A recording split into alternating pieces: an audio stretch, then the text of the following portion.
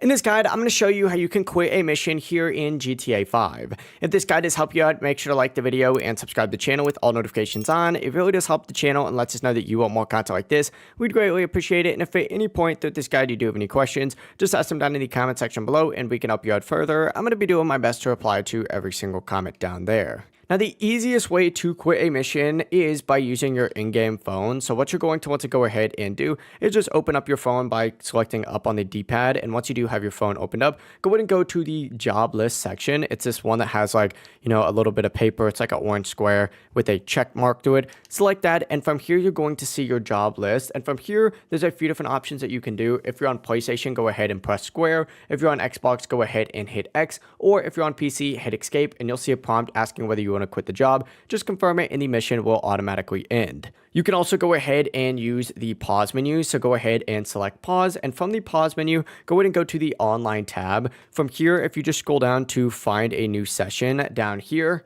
as long as you just select it once and then hit find new session, the game will automatically quit the mission that you're in and put you in a new session. It really is as simple as that. That is how you can go ahead and quit a mission here in GTA 5. If this guide did help you out, make sure to like the video though and subscribe to the channel with all notifications on. It really does help us out and lets us know that you want more content like this. We'd greatly appreciate it. Have a great rest of your day though. Peace.